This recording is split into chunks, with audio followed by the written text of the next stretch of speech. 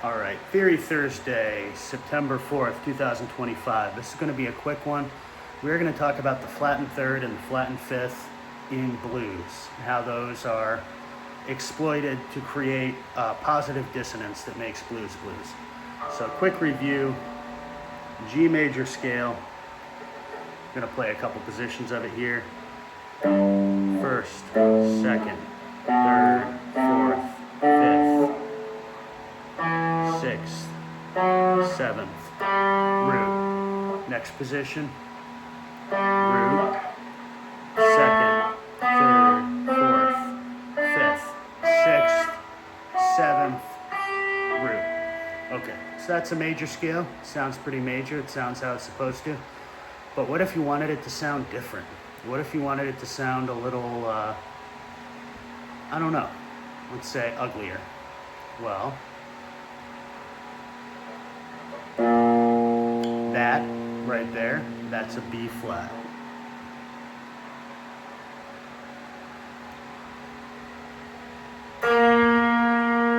Also a B flat.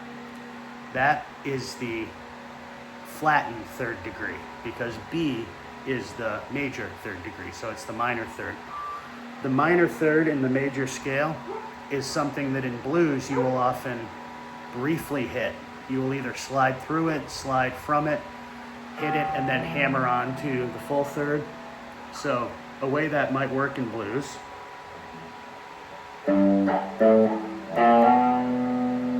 that feels very bluesy. Or you can go the other way too, like you can be playing like that. That is a very frequent thing you see where you'll slide from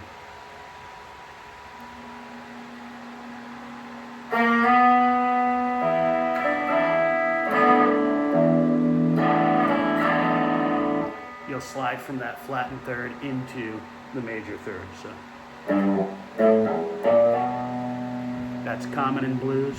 As we know from our previous theory excursions, it's the minor third that makes a chord minor. So if you were constructing, let's switch over to the E major scale for a second here. So E major scale, let's say you've got your root here, second fret of the D string, so that's your E. That's your second, that's an F sharp. That's your third, G sharp, fourth, A. But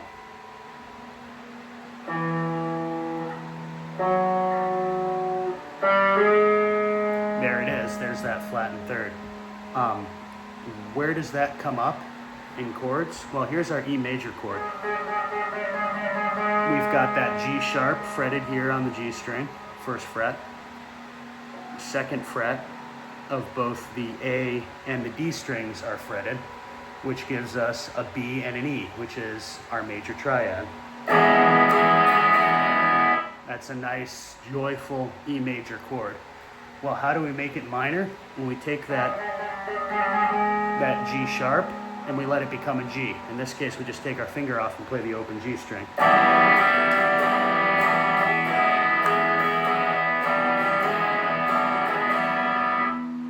So that is the difference between major and minor. That is also one of the blue notes. If we're back in G,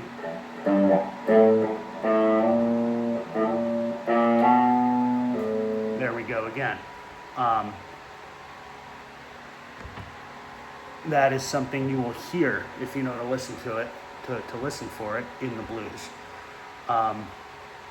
We also have the seventh that comes up a lot.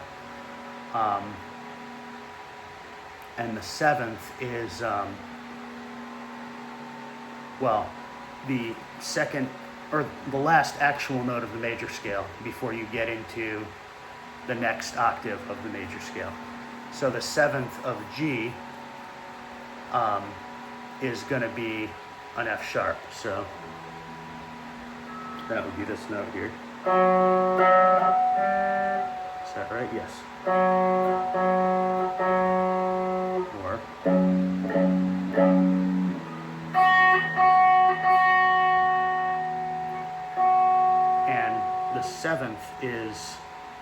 the note you want to pick up if you're playing a 7th chord or even a flat 7th. So your G7 chord, this is your G major. That's your G7th, which is a lot bluesier. Here's your D7. Another thing that will come up sometimes is a flat 5th. So the 5th in the G major scale is D. So 1, 2, 3, 4, 5. So instead of that, 1, 2, 3, 4, flat 5. Sounds dissonant.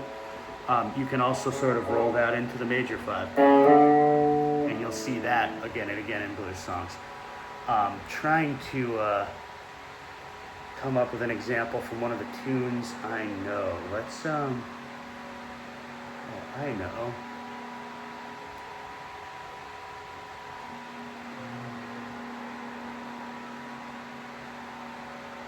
So, because of the relationship between G and E minor, that E blues that I've performed on here a few times, Slow as Lightning, is technically an E, but it makes use of the flattened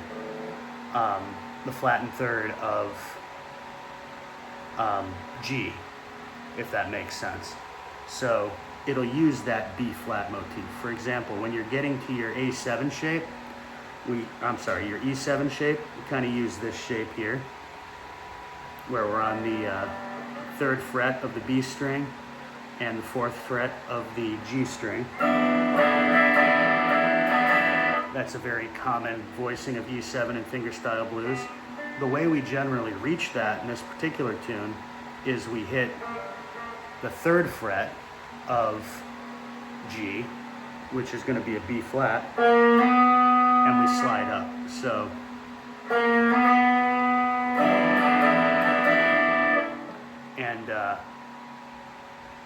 that's one of the things that the tension of the song derives from.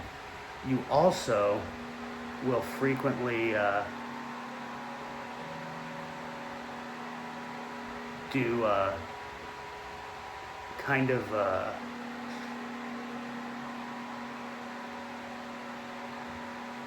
never mind, that would take too long to explain. I want to keep it short today. But that's what we're talking about, the flattened third.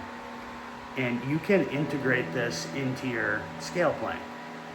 You can play with these notes that really don't fit in, and you can experiment with how they fit or don't fit. So if you're playing a G major scale, you can play it with the flatted third and do a slide or do a hammer on or whatever. It's a good technical exercise too. So.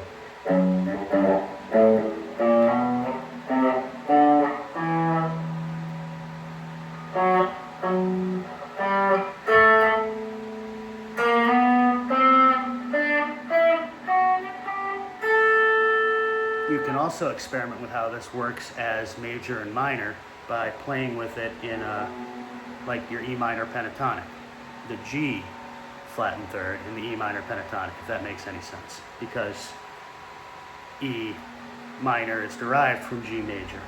So let's look at our E minor pentatonic shape just for review here. So.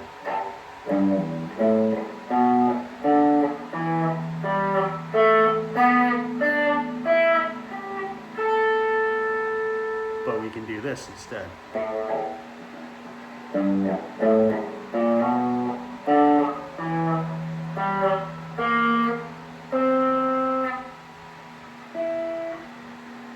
it gives us a different effect.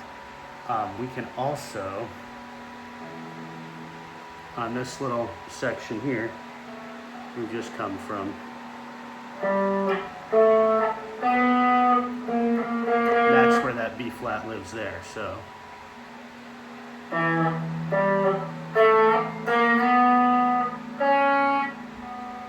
It gives us that same dissonance, and that can be fun to play with. That is sort of something to look out for when you're playing blues. It is something to play with when you're trying to put together licks. And it's great to, if you're learning a tune, say you're learning a tune in G, like I've been learning.